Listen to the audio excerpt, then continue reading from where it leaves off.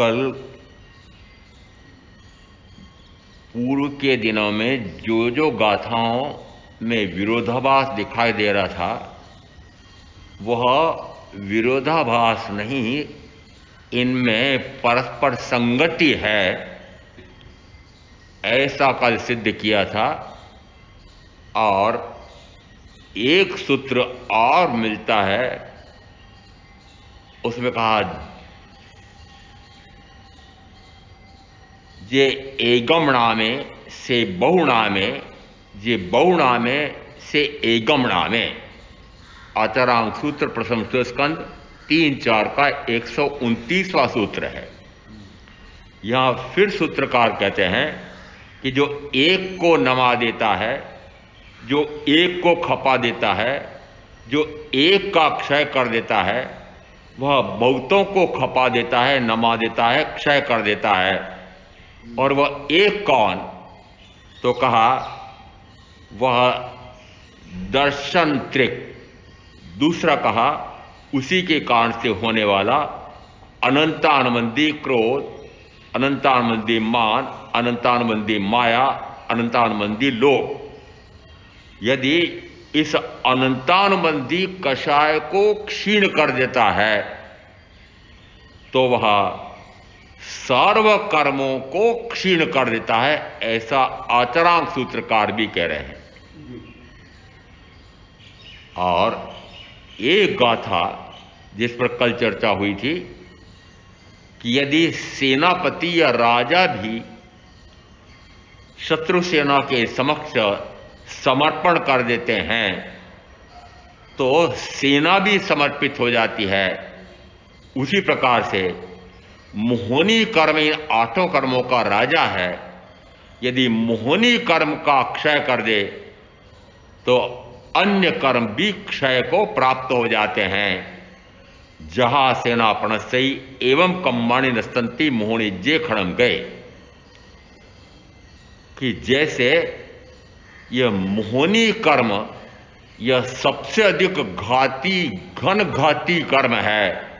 और व्यवहार में भी आप सारे भाई बहन कहते हैं क्या करूं, मैं तो मोह कर्म बहुत बांध करके आया हूं, आई हूं। इस कारण से वह मोह तो आप कुछ भी कहो, टूटे न टूटे, छूटे न छूटे। इसका अर्थ है आपके अनुभव में आ रहा है, प्रत्यक्ष अनुभव में आ रहा है, प्रमाण आपके हाथ में भी है कि मोह कर्म ऐसा है, मोह ऐसा है जो छूटता नहीं है। कितना ही सुन लो, कितना ही स्वाध्याय कर लो, कितना ही ध्यान कर लो, परंतु मोह तो छूटता नहीं है। इसका अर्थ है प्रामाणिक हो गया कि मोह कर्म, मोह भाव यह मोहनी कर्म के कारण से होता है। यदि मोहनी कर्म के कारण से मोह होता है तो फिर सबसे पहले यदि मोह को तोड़ना है, मोह को छोड़ना है, मोह से मुक्त होना है तो मोहनी कर्म को तोड़ना पड़ेगा। और यदि मोहनी कर्म टूटे तो फिर शेष 3 घाती कर्म वे भी टूट जाते हैं। ऐसा पूरे के पूरे गुणस्थान आरोहण में भी आ रहा है। गुणस्थान आरोहण में 14 गुणस्थान कहे जाते हैं, एक अपेक्षा से 13 गुणस्थान कहे जाते हैं, क्योंकि 13वां गुणस्थान प्राप्त हो जाए तो फिर शेष कुछ भी प्राप्त करना शेष नहीं रहा। इस कारण से 13 का भी उल्लेख है, 14 का भी उल्लेख है। क्यों? क्योंकि जब तक 14वें गुणस्थान को पार नहीं करता है तब तक वह सिद्ध बुद्ध मुक्त होकर के परिनिर्वाण को प्राप्त करके सिद्ध शिला पर नहीं जाता है। इसका अर्थ है कि गुणस्थान 14 है और ये गुणस्थान पुद्गल है। देखना, यदि मोहनी कर्म की 28 उपप्रकृतियां हैं, जिस स्थान पर 28 की 28 उपप्रकृतियां विद्यमान हों वह पहला गुणस्थान माना जाएगा। उसको कहा मिथ्या गुणस्थान। अब जहां पर मिथ्यात्व का सद्भाव है, पूर्णतः मिथ्यात्व का सद्भाव है, तो कहा वह मिथ्यात्व गुण स्थान है। इसका अर्थ है कि वहां पर मिथ्यात्व के तीनों भेद, मिथ्यात्व मोहनी, मिश्र मोहनी, सम्यक्त मोहनी, इन तीनों मोहनी का एक साथ सद्भाव है। इसका अर्थ है कि मोहनी कर्म के 28 की 28 उप प्रकृतियों का जहां सद्भाव है वह पहला गुण स्थान है। यदि वह इन तीन में से मिथ्यात्व मोहनी को काट करके, थोड़ा सा घटा करके, अंश अंश करके कम करता है तो कहा जाता है कि वह पहले से तीसरे गुण स्थान पर आ गया है, मिश्र गुण स्थान। मिश्र का अर्थ होता है यहां पर थोड़ा थोड़ा तो आत्मा का आस्वाद आता है, थोड़ा थोड़ा सा इंद्रिय विषयों का बेस्वाद भी आता है। यह मिश्र गुण स्थान है। जिस समय वह पूर्णतः आत्मा का ही आस्वाद लेना प्रारंभ करता है, निरंतर आत्मा का ही उसको अनुभव आता है, उस समय कहा जाता है कि वह अविरत सम्यक दृष्टि चौथा गुण स्थान है। वहां क्या हो जाता है, वहां दर्शन मोहनी की, मिथ्यात्व की तीन उप्रकृतियां, मिथ्यात्व मोहनी, मिश्र मोहनी, सम्यक्त मोहनी, और इन्हीं के कारण से होने वाला अनंतानुबंधी क्रोध, अनंतानुबंधी मान, अनंतानुबंधी माया, अनंतानुबंधी लोभ, 3 और 4 7 कर्म प्रकृतियों का अभाव हो जाता है। जिस समय ऐसी 7 कर्म प्रकृतियों का अभाव हुआ, इसका अर्थ है कि मिथ्या मान्यता गई, उस मिथ्या मान्यता के कारण से होने वाले अनंत कर्म का बंद करा करके अनंत जन्म मरण का दुख देने वाले ऐसे अनंतानुबंधी कषाय को क्षीण करता है। जिस समय कषाय क्षीण होते हैं तो बताओ क्या प्रकट होगा। यदि कषाय आत्मा का विकारी भाव है, विभाव भाव है, यदि कषाय जाए तो फिर आत्मा का कोई गुण प्रकट होना चाहिए। यदि अवगुण जाए तो गुण प्रकट होता है।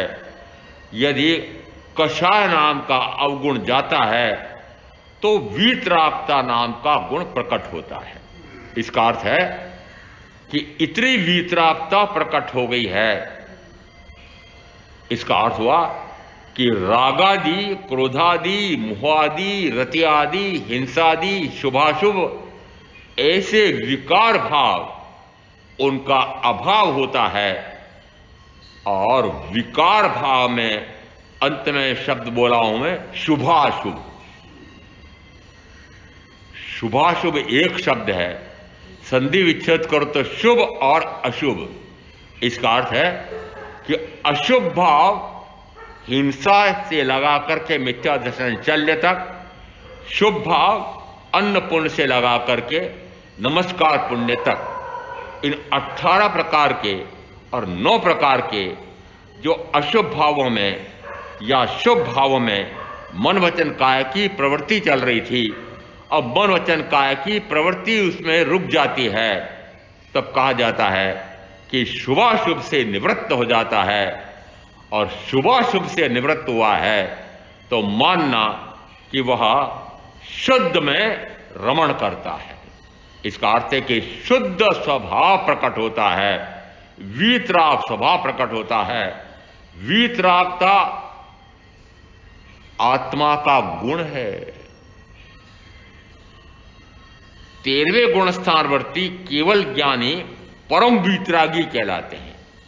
इसका अर्थ है कि इन पंच परमेष्टि में से पांचों में से पांचों के पांचों का एक गुण तो मुझे स्पष्ट दिखाई देता है, अनुभव में आता है कि वीतरागता पांचों में विद्यमान है।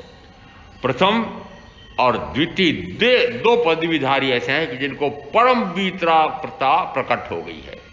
लेश मात्र भी अब उनके रागांश नहीं है, रागांश लेश मात्र भी नहीं। इसका अर्थ है कि रागांश कहें कि क्रोधांश कहे, क्रोधादि, रागादि, मुहादि, रत्यादि, हिंसादि आदि लगाएंगे तो आदि में सारे गिनना, परंतु आदि किससे प्रारंभ करना कि जो मोह से ग्रस्त है वो मोह से प्रारंभ करे, जो रति से ग्रस्त है वो रति से प्रारंभ करे, जो क्रोध से ग्रस्त है वह क्रोध से प्रारंभ करे, जो मांस के मद में चूर चूर हो रहा है वह मानादि से प्रारंभ करे, जो हिंसादि में बहुत प्रवृत्त हो रहा है वह हिंसादि से प्रारंभ करे। जिस विकार का सर्वाधिक सद्भाव है उसको सबसे पहले तोड़ना होगा, क्योंकि जो सबसे अधिक महत्वपूर्ण आपने मान रखा है उसी के कारण से शेष हो रहे हैं। तो सबसे पहले प्रहार किसके पर करना चाहिए कि महाशत्रु पर प्रहार करो, तो छोटे मोटे शत्रु तो परास्त हो ही जाते हैं। इसलिए महाशत्रु आपने अभी किसको माना है, पहले बताओ तो सही,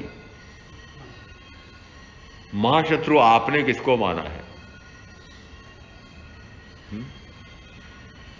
मैंने अभी इतने नाम गिनाए हैं, इनमें से कोई है क्या? इनमें से नहीं। मैं तो मानता हूं कि मां शत्रु है प्रीतम, मां शत्रु है प्रीतमा, मां शत्रु है सारे सगे संबंधी, मां शत्रु है सारे जितने आपने परिजन पाल रखे हैं। क्यों? क्योंकि यही आपको प्रीता में ले जाते हैं, और प्रीता में ले जाते हैं तो राग शब्द के स्थान पर आगमों में प्रेम शब्द भी आया है।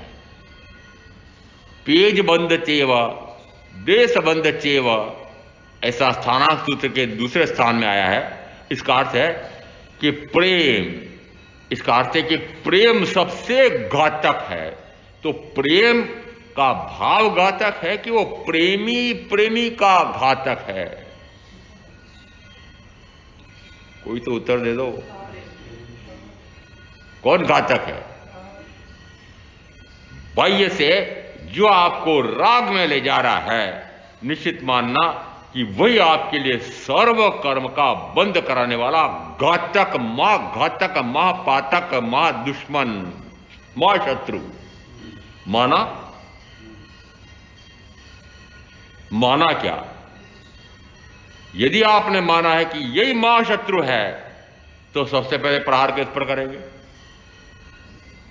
सबसे पहले उसी पर प्रहार करेंगे। और उसी पर प्रहार हो गया कि यदि प्रेम में सबसे अधिक प्रेमी पति, प्रेमिका, पत्नी, इसका अर्थ है कि जिससे सर्वाधिक प्रेम है उसी से यदि प्रेम टूट जाए तो शेष तो छोटे मोटे प्रेम वाले हैं, कम वाले हैं, उनसे तो प्रेम टूट ही जाएगा। इसका अर्थ है कि कहीं से आपको शुरुआत करनी पड़ेगी, और शुरुआत करने के लिए यहां कहां से प्रारंभ करें? तो अब यहां इस गाथा में, इस सूत्र में, गाथा है सेना वाहिम में लिया है, सूत्र है ये एगम नामे से बहुनामे, ये बहुनामे से एगम नामे। अब यहां जो एक को खपा देता है, एक को नमा देता है, एक को क्षय कर देता है, वो एक कौन सा? तो यहां मोहनी कर्म की अपेक्षा से आ रहा है कि यदि वह अनंतानुबंधी कषाय को क्षीण कर दे तो सर्व कषाय को क्षीण कर देता है। यदि सर्व कषाय को क्षीण कर देता है तो सर्वघाती कर्मों को भी क्षीण कर देता है। और अब गुणस्थान इसी प्रकार से चलेंगे। पहले गुणस्थान मिथ्यात्व गुणस्थान, वहां से ऊपर उठा, एक अंतर्मूर्त में ऊपर उठता है। एक अंतर्मूर्त में, और अनंत काल बाद उठा है, परंतु जिस समय उठेगा उस समय तो एक अंतर्मूर्त में उठेगा। उठना प्रारंभ करते करते हो सकता है अनंत काल निकल गया हो। क्यों? क्योंकि पूर्व में भी मनुष्य भाव मेरा होगा, पूर्व में केवली प्रज्ञप्त वाणी साक्षात भी मिली होगी, तब भी उठ नहीं पाया, जग नहीं पाया। क्यों जग नहीं पाया? पाप कर्म करने वाले वे न नरक लोक में जाते हैं, पर लोक नहीं देखा मैंने, रति भोग दृष्टि में आते हैं। रहना जनता के साथ मान्यो, बाल दृष्ट बन फिरता है। काम भोग से राग विवश हो, क्लेश पाठ में पड़ता है। आतंक स्पष्ट ज्ञानी बन फिर, ग्लान तप्त मन होता है। निज अशुभ कर्म का चिंतन कर, पर लोग भीत हो रोता है। प्रारंभ कहां से हुआ था? प्रारंभ हुआ था इसमें कि वह सबसे पहले क्या करता है, क्या बोलता है। हे भगवान, हे तीर्थंकर परमात्मा, आप कह रहे हैं कि पाप कर्म करने वाला यह दुर्गति में जाता है, चतुर्गति में भटकता है, परलोक में बहुत दुख उठाओगे, भविष्य में दूसरे भाव में बहुत दुख उठाओगे। परलोक किसने देखा? परलोक किसने देखा?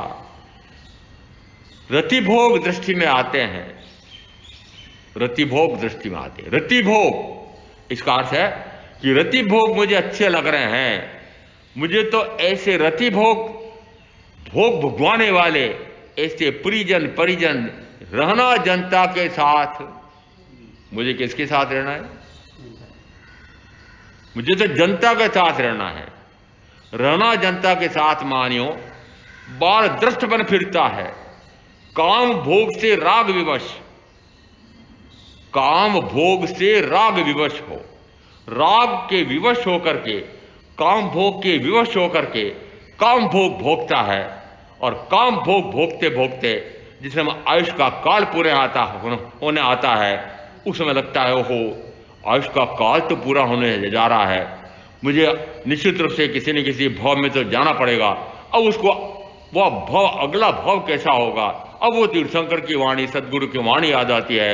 ओह, मैंने तो सारा मनुष्य भाव बेकार खो दिया, और अब तो काल सिर पर नाच रहा है, यह काल आने वाला है, आयुष काल पूरा होने वाला है। उस समय हाय हाय करता है, दुखी होता है, अब क्या करूं, अब तो कुछ नहीं हो सकता है।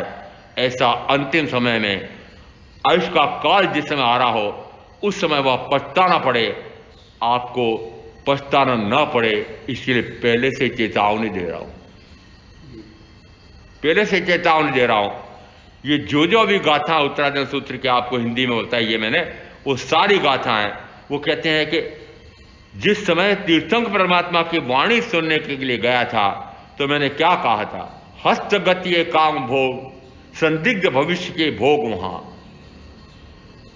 हे भगवान, आप जो परलोक के सुख मुझे दिखा रहे हैं, आत्मा के सुख दिखा रहे हैं, सिद्ध शिला पर परमात्मा के, सिद्ध परमात्मा के अव्यवहार सुख दिखा रहे हैं, उन सुखों को किसने देखा?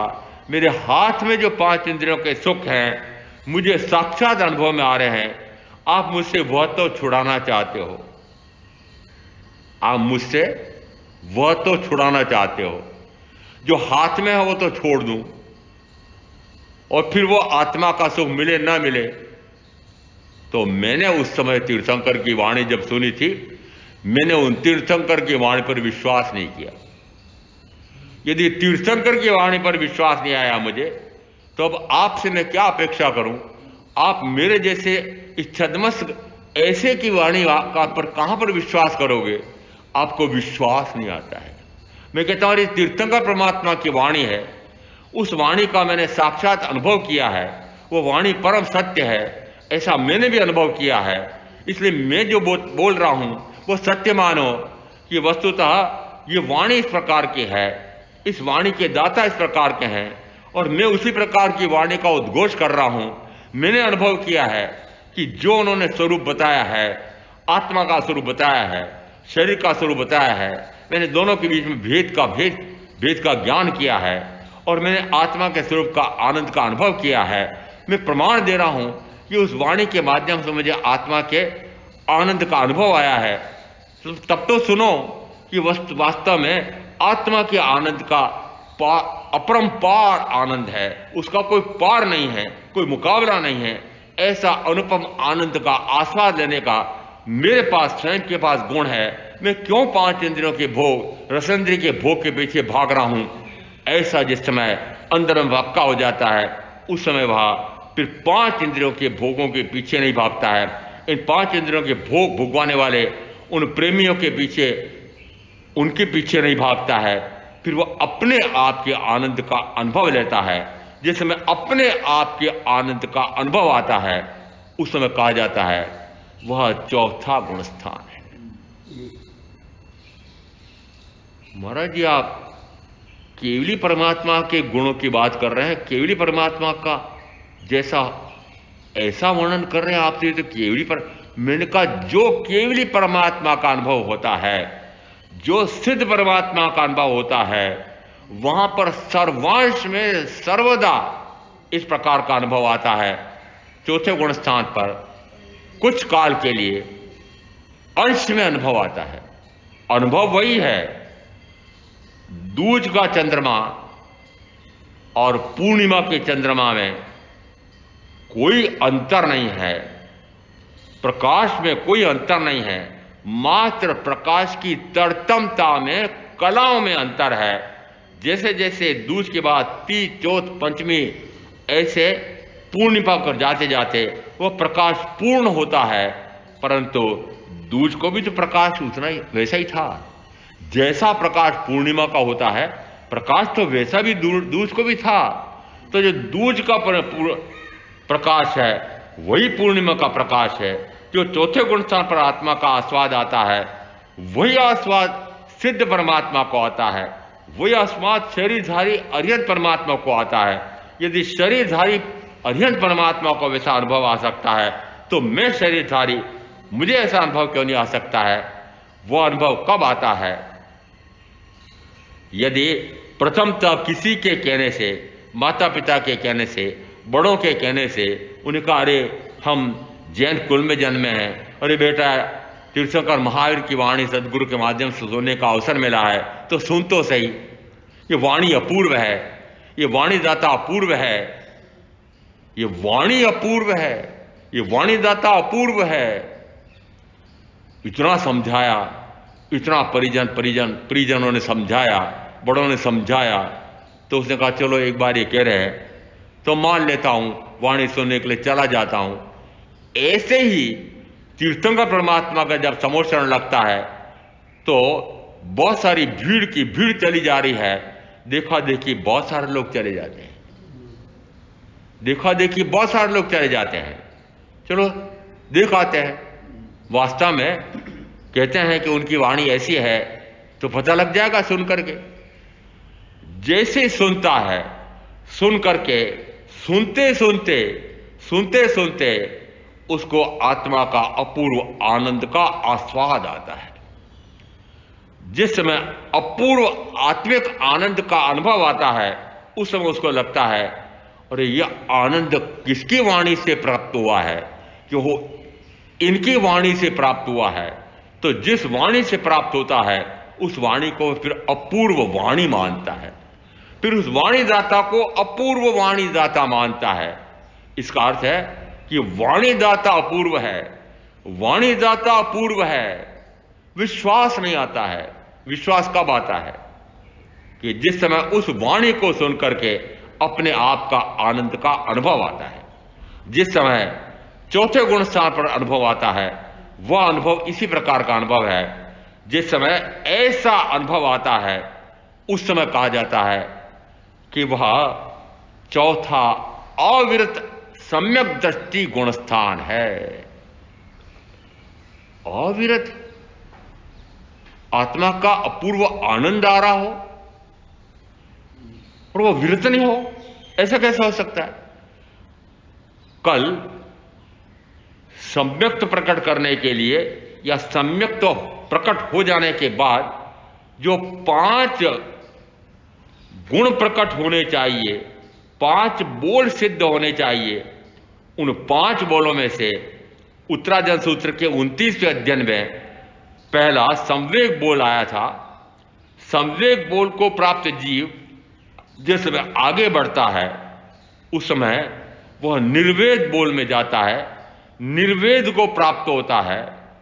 निर्वेद बोल को प्राप्त करने वाला क्या करता है कि उसको पूर्व का अर्थ होता है प्रश्नगत समय से पूर्व का वर्तमान भव का काल, पूर्व भव का काल या भवो भव का काल, उस काल में उसने जो सातावेदनी कर्म का उपार्जन किया होता है, उस सातावेदनी कर्म के उदय में वह पांचों इंद्रियों का साता सुख प्राप्त करता है। वर्णन आ रहा है ऐसा उसको सातावेदनी कर्म के उदय में दिव्य और अपूर्व इंद्रिय विषयों के सुख का अनुभव आता है। जिस समय ऐसा दिव्य देवी और मानवीय सुखों का अनुभव आ रहा होता है, उस समय वह इस निर्वेद बोल को धारण करने के कारण से उसमें विरक्त होता है, विरत होता है। और विरत होकर के वह आरंभ और परिग्रह का त्याग करता है। आरंभ और परिग्रह अभी आप जो कर रहे हैं वो किसके लिए कर रहे हैं? पांच इंद्रियों के भोगों में रति के लिए। पांच इंद्रियों के भोग भोगने में यह आरंभ पूर्वक परिग्रह एकत्रित होता है, तो उस परिग्रह से आपको सुख प्राप्त होता है। परिग्रह सचित भी है, परिग्रह अचित भी है। सूत्रकार पहले स्कंद में पहली 5 गाथाओं में कह रहे हैं कि जो परिग्रह सचित्त या अचित्त, न्यून या अधिक, न्यून मूल्य वाला या अधिक मूल्य वाला वह प्राप्त करता है। और जिस समय ऐसा वह परिग्रह प्राप्त करता है, वह परिग्रह में ही मूर्छित होता है और ऐसा करते हुए वह कर्म का बंध करता है। तो यहां सूत्रकार आरंभ और आरंभ पूर्वक जोड़े गए परिग्रह को ग्रंथि मानते हैं, उसी को कर्म की गांठ मानते हैं, उसी को कर्म का कारण मानते हैं। तो कर्म का कारण कौन सा हुआ? कि कर्म का कारण हुआ आरंभ, और आरंभ के कारण परिग्रह। परिग्रह के कारण से 5 इंद्रियों के सुख साधन सुविधाएं एकत्रित हुई और 5 इंद्रियों का सुख भोग रहा है। ऐसा दिव्य देवीय या मानवीय सुखों को प्राप्त करने वाला जीव जिस समय अपूर्व पुरुष की अपूर्व वाणी सुनकर के अपूर्व आनंद का आस्वाद आ जाता है, उस समय वह 5 इंद्रियों के बेस्वाद से परे होता है और आत्मा का आनंद का आस्वाद आता है। आस्वाद, स्वाद, बेस्वाद तीनों अलग अलग शब्द हैं। आस्वाद आत्मा का होता है, यह स्वाद इंद्रियों का होता है। वो स्वाद इंद्रियों का, रसनेन्द्रिय का, साधु साध्वी का, और बेस्वाद वो आपका होता है। महाराज अपने आप को बचा लेते हो और हम पर डाल देते हो सारा बेस्वाद। मैंने कहा आपका जो स्वाद है वो बेस्वाद है। क्यों? क्योंकि आप जो स्वाद ले रहे हैं 5 इंद्रियों का, रसनेन्द्रिय का, वह निश्चित रूप से मजा ले लेकर के खा रहे पीने भोग रहे हैं, तो वो बेस्वाद है। किस अपेक्षा से? कि कर्म के आश्रय बंध की अपेक्षा से वह बेस्वाद है।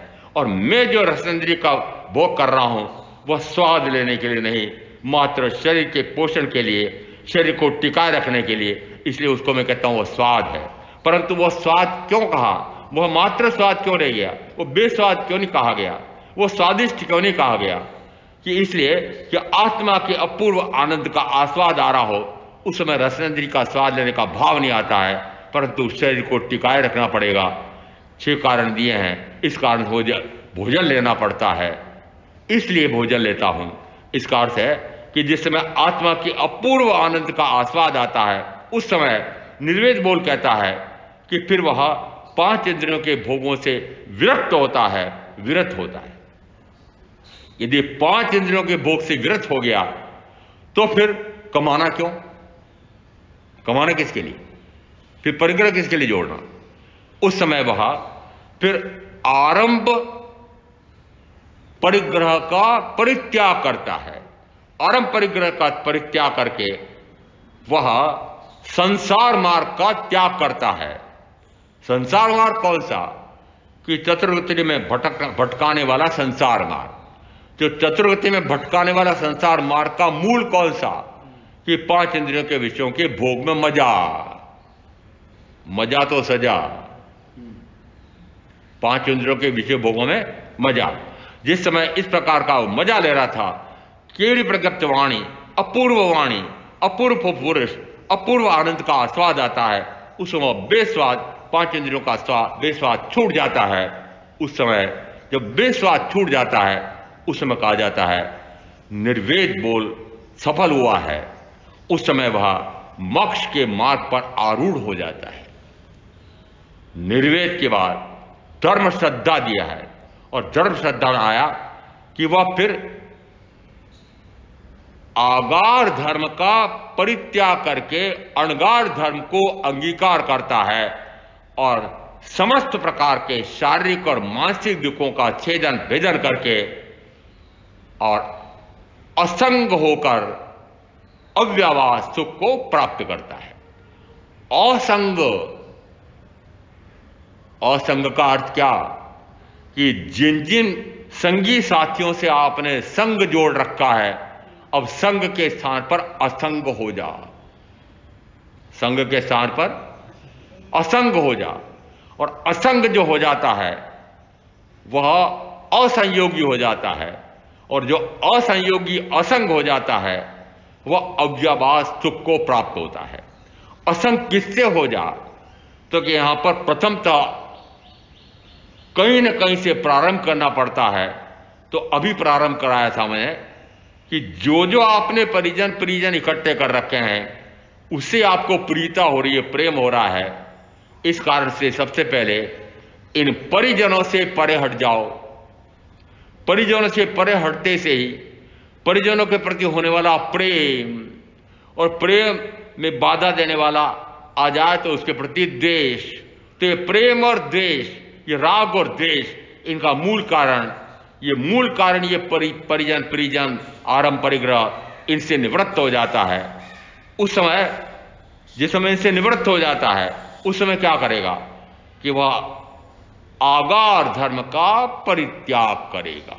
और आगार धर्म का परित्याग करेगा तो फिर ग्रहण क्या करेगा? कि अणगार धर्म को अंगीकार करता है। अणगार धर्म को जब अंगीकार करता है तो उससे क्या लाभ होगा? कि निरंतर वह जितने शारीरिक और मानसिक दुख हैं, उन सारे दुखों का छेदन भेदन करता है, और छेदन भेदन करके और उस अव्यवहार सुख को प्राप्त करता है, और यह तत्व को प्रकट करता है। और यह तत्व प्रकट होता है पूर्णांश में 13वें गुण स्थान पर। प्रारंभ,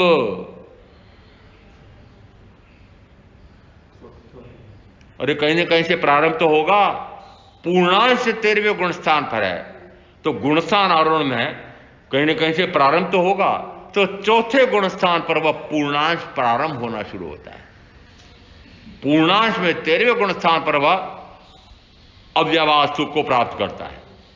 अनंत ज्ञान, अनंत दर्शन, अनंत सुख, अनंत वीर्य, चारों अनंत स्वरूप हो जाते हैं।